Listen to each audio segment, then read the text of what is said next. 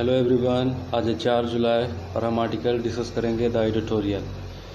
तो आज हमारे पास दो आर्टिकल है डिस्कस करने के लिए। तो पहला आर्टिकल है auto sector recovery, mains GS paper 3 economic development से आप आर्टिकल को रिलेट कर सकते हैं। तो ऑटो सेक्टर रिकवरी के ऊपर यह आर्टिकल है। तो अभी सिचुएशन क्या है ऑटो सेक्टर की, तो देखिए अप्रैल महीना में पूरी तरीके से नील रहा, मतलब लॉकडाउन की वजह से ऑटो सेक्टर में एक भी मतलब कह ले मतलब 1% भी मतलब कह ले कि जो है सेल बिल्कुल भी नहीं रहे गाड़ियों की, और ये कह ले 0% सेल रहा लॉकडाउन रेस्ट्रिक्शन की वजह से। अप्रैल की बात है, मूवमेंट ऑफ पीपल बिल्कुल नहीं था, 0।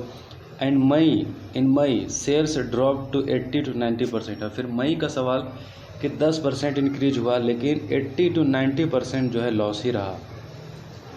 तो दूसरे लास्ट ईयर से अगर हम कंपेयर करते हैं तो ऑटो सेक्टर में अप्रैल बिल्कुल नील रहा 0, और मई 80 to 90% जो है कम रहा। ठीक है, 80 to 90% लास्ट ईयर से अगर कंपेराइज कर दे तो देखिए there has been increase in sale in the month of June. और फिर जब बढ़ा अगर ऑटो सेक्टर में तो जून के महीने में कुछ थोड़ा सा सेल थोड़ा सा बढ़ा। ठीक है, इकोनॉमिक एक्टिविटी जब थोड़ी खुली, लॉकडाउन की प्रक्रिया जब शुरू हुई, तब थोड़ी सी जो है ऑटो सेक्टर में थोड़ा सा इम्प्रूवमेंट थोड़ा सा कहले हुआ।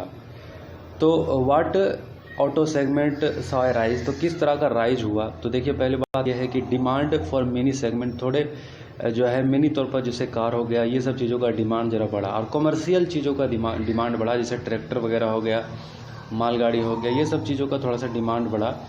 और ख़ास तौर से देखिए ये क्या है ना, company that did not have a mini segment in their product list did not perform well. चूँकि और बहुत सारी कंपनियों के पास जिस तरह का डिमांड था, मतलब जून में जिस तरह का डिमांड ऑटो सेक्टर में था, तो कई कंपनियों के पास उस तरह का प्रोडक्ट नहीं था कि वो उनको दे पाते। तो इस वजह से भी नुकसान, मतलब कुछ कंपनियों का ऐसा हुआ कि उनके पास वो प्रिपरेशन नहीं था, तैयारी नहीं थी कि किस तरह का डिमांड जो है कोरोना वायरस के बाद, यानी कि जब अनलॉक प्रक्रिया शुरू की जाएगी तो उस समय में हमें किस तरह का जो है प्रोडक्ट होना चाहिए।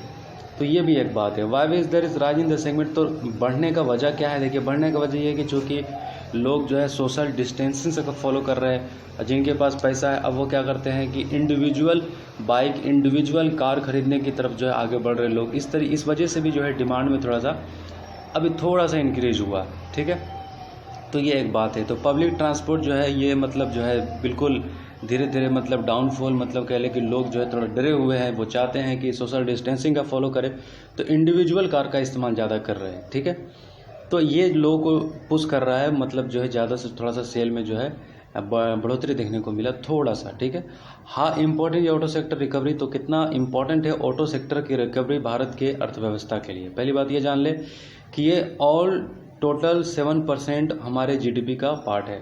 ऑटो सेक्टर हमारे जीडीपी में 7% कंट्रीब्यूट करता है। ठीक है, तो ये बहुत इंपॉर्टेंट है। और दूसरा ये है कि मैन्युफैक्चरिंग में 22% जो है पार्टिसिपेशन ऑटो सेक्टर का होता है। मैन्युफैक्चरिंग में यानी कि जितना भी हम मैन्युफैक्चर करते हैं, मैन्युफैक्चरिंग सेक्टर का जितना भी हमारे जीडीपी में कंट्रीब्यूशन है, 22% सिर्फ ऑटो सेक्टर का है।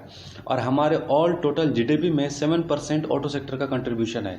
तो ऐसे में हमारे लिए ऑटो सेक्टर बहुत इंपॉर्टेंट है। ठीक है, और तकरीबन अप्रोक्स 4 करोड़ लोगों को ऑटो सेक्टर जो है एम्प्लॉयमेंट प्रोवाइड करता है, रोजगार प्रोवाइड करता है। और तकरीबन 1.5 लाख करोड़ रुपया जो है जीएसटी कलेक्शन एनुअली जो है ऑटो सेक्टर से होता है। तो देख सकते हैं कितना इंपॉर्टेंट है। और सबसे ज़्यादा एफडीआई भी जो आती है ऑटो सेक्टर में हमारे देश में, तकरीबन $26 बिलियन जो हर साल आती है। तो ये एक बहुत ही इंपॉर्टेंट है हमारे अर्थव्यवस्था के सुधार करने के लिए। ऑटो सेक्टर में बूम आना बहुत ही इंपॉर्टेंट है। तो स्लो डाउन की वजह से ग्रोथ में बहुत ज़्यादा ह्यूज लॉस हुआ, एम्प्लॉयमेंट अपॉर्चुनिटीज़। और भी अगर ये सब चीज़ें अगर कंटिन्यू रहेगी तो कह लें कि 4 करोड़ लोगों का रोज़गार है, और फिर बहुत सारा जो हमारा अर्थव्यवस्था का जो एक इतना बड़ा कंट्रीब्यूशन 7% ऑफ हमारे जीडीपी का हिस्सा है, 22% मैन्युफैक्चरिंग का। तो आने वाले समय में ये बहुत इंपॉर्टेंट है कि ऑटो सेक्टर में बूम हो। ठीक है, अब दूसरा आर्टिकल हमारे पास है रेलवे, प्राइवेटाइजेशन ऑफ रेलवे। ठीक है, बहुत इंपॉर्टेंट आर्टिकल है। Mains GS paper 3 economic development से आप आर्टिकल को रिलेट कर सकते हैं। तो रेलवे प्राइवेटाइज हो रही है, प्राइवेट की तरफ बढ़ रही है, तो इसके क्या नुकसान है, क्या फ़ायदे हैं, आखिर सरकार ये कदम क्यों उठा रही है। तो मिनिस्ट्री ऑफ रेलवे ने इन्वाइटेड किया रिक्वेस्ट फॉर क्वालिफिकेशन, जो भी बंदा रिक्वेस्ट कर रहा है क्वालिफिकेशन के लिए कि वो प्राइवेट पैसेंजर ट्रेन चलाना चाहता है, तो वो प्राइवेट प्लेयर को जो है मिनिस्ट्री ऑफ रेलवे जो है उनको इनवाइट कर रही है। ठीक है, तो इसमें तकरीबन अट्रैक्ट किया जा रहा है 30,000 करोड़, ठीक है, crore as revenue to railway. ठीक है, प्रोजेक्ट क्या है? प्रोजेक्ट ये है कि तकरीबन 5% रेलवे के पार्ट जो है प्राइवेट प्लेयर को दिया जाएगा और 95% जो है इंडियन रेलवे के हाथ में होगा। यानी कि ट्रेन को प्राइवेटाइज की तरफ सरकार बढ़ रही है। 5% जो है प्राइवेट प्लेयर रन करेंगे और 95% इंडियन रेलवे के दायरे में होगा। तो अब सवाल ये कि प्राइवेट प्लेयर क्या है कि उनको बाय करना पड़ेगा ट्रेन, ठीक है, उनको ऑपरेट करना पड़ेगा, सारा सिस्टम, शेयर रेवेन्यू, फिर उसके बाद जो रेवेन्यू होगा वो सरकार को शेयर करेगी, इंडियन रेलवे को शेयर करेगी जो रेवेन्यू जो बनता है। तो प्राइवेटाइजेशन की ज़रूरत क्यों है, इसका आवश्यकता है या फिर इससे नुकसान है, क्या है? तो पहले ये देख लें कि 70 सालों से जो है अभी तक जो पैसेंजर ट्रेन का इंफ्रास्ट्रक्चर हमारे देश में जो होना चाहिए था, लगातार रेलवे के लॉसेस में रहने की वजह से वो इंफ्रास्ट्रक्चर कभी हमारा रेलवे में बिल्ड नहीं हो पाया कि हर तक क्लास के हर तरह के लोग जो है रेलवे को प्रीफर करें पैसेंजर के लिए। क्योंकि जिन लोगों के पास पैसा बहुत ज़्यादा होता है वो जो है एयरवेज के जरिए जो है ट्रेवल करते। तो रेलवे की फैसिलिटीज़ जो है हर क्लास के लोगों के लिए कह लें कि वैसा इंफ्रास्ट्रक्चर प्रोवाइड करने में हम लोग कामयाब नहीं हो पाए। रेलवे की बात कर रहे हैं, ये कामयाब नहीं हो पाया। तो passenger segment railways is making losses, तो हमेशा से रहा है, लॉसेस रहा इस वजह से कह ले। तो अब क्या होगा कि तकरीबन the ratio is even higher during the festive season where 30% can not give a reservation. तो बेनिफिट क्या है, मतलब इसका बेनिफिट का बताया जा रहा है। नुकसान तो कई सारे, खासतौर से जो मार्जिनल सेक्शन के लोग हैं, जो पुअर सेक्शन के लोग हैं, वो प्राइवेट सेक्टर के 5% जो उनको जो दिया गया है रेलवे में पार्टिसिपेशन, वो नागरिक जिनके पास पैसे की थोड़ा सा, जो कि हमारे देश में बहुत ही गरीबी है, तो वो लोग ज़्यादा, चूँकि प्राइवेट सेक्टर जो है प्रॉफिट पर काम करता है, वो लॉस पर काम नहीं करता है। तो क्या होता है, हमारी सरकार तो ठीक है लॉस को भी झेलती है सोशल वेलफेयर के काम करने के लिए और चीज़ों को जो है सबको सुविधा देने के लिए, क्वालिटी प्रोवाइड करने की कोशिश करती है, लेकिन प्राइवेट सेक्टर हमेशा बेनिफिट पर काम करेगी और बेनिफिट के चलते वो जो है उनका किराया बढ़ा करके रखेगी और हर नागरिक को कह सकते हैं मसला हो सकता है, ख़ासतौर से मार्जिनल सेक्शन को। तो बेनिफिट पहले देख लें, नुकसान तो ये था और भी कई सारे नुकसान हैं। आप क्या नुकसान है, क्या फ़ायदे हैं, चलिए आप इसको कमेंट सेक्शन में आप लिख करके दिखाइए, ठीक है। तो चलिए पहली बेनिफिट बताई जा रही है कि चूँकि लॉसेस काफ़ी लंबे टाइम से हो रहा था, ठीक है, तो अब क्या होगा कि लॉसेस का जो गैप है वो जो है प्राइवेट सेक्टर पूरा कर देगा। और कही जा रही है कि ठीक है, उनको कहा जाएगा प्राइवेट प्लेयर को भी वो एक लिमिट से ज़्यादा टिकट का दाम, मतलब इतना ज़्यादा ना हो कि जो है इंडियन रेलवे से जो है बिल्कुल ज़्यादा कॉम्पिटिटिव ही रहनी चाहिए, ये बात कही जा रही है। देखिए आगे क्या होता है।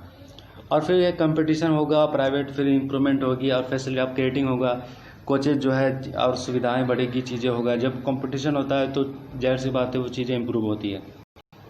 एम्प्लॉयमेंट अपॉर्चुनिटी बढ़ेगा, ठीक है, लोगों को जो एक्सपेंड किया जाएगा और तरीके से इंफ्रास्ट्रक्चर बिल्ड होगा, न्यू कोचेज बनेंगे, रोलिंग स्टॉक होगा, तो ये चीज़ें कही जा रही है। और फिर मैन्युफैक्चरिंग जितने भी होगी वो भारत में ही होगी, इससे हमारे मैन्युफैक्चरिंग इंडस्ट्री को जो है प्रमोशन होगा। और ये क्या सबसे बड़ी बात, जो रेलवे हमेशा जो क्या रहा है कि हमेशा लॉसेस में रहा है, तो ये लॉसेस जो है गैप को जो है फुलफिल करेगा। और privatisation will have to pay the way of optimum utilisation of railway asset, तो ज़्यादा से ज़्यादा तरीके से रेलवे के एसेट को यूज हो पाएगा। प्राइवेट अगर प्लेयर के पास अगर ये चीज़ें होगी तो एम्प्लॉयमेंट भी बूस्ट होगा, अपॉर्चुनिटीज़ भी बूस्ट होगी और फिर जो है डाउनफॉल जो हमारे इकोनॉमी में, इसमें भी सुधार हो सकता है, ये बात कही जा रही है। खैर ये तो इसके फ़ायदे थे और इसके नुकसान के भी पहलू बहुत सारे हैं, ख़ास तौर से पब्लिक के लिए। तो आई होप ये आर्टिकल आपको समझ में आया होगा, और अगर नहीं समझ में आया है तो आप फिर से स्क्रॉल करके इसको देखें, पढ़ें, नोट डाउन करें, स्क्रीनशॉट ले लें या फिर वीडियो को फिर से सुनें। Thank you.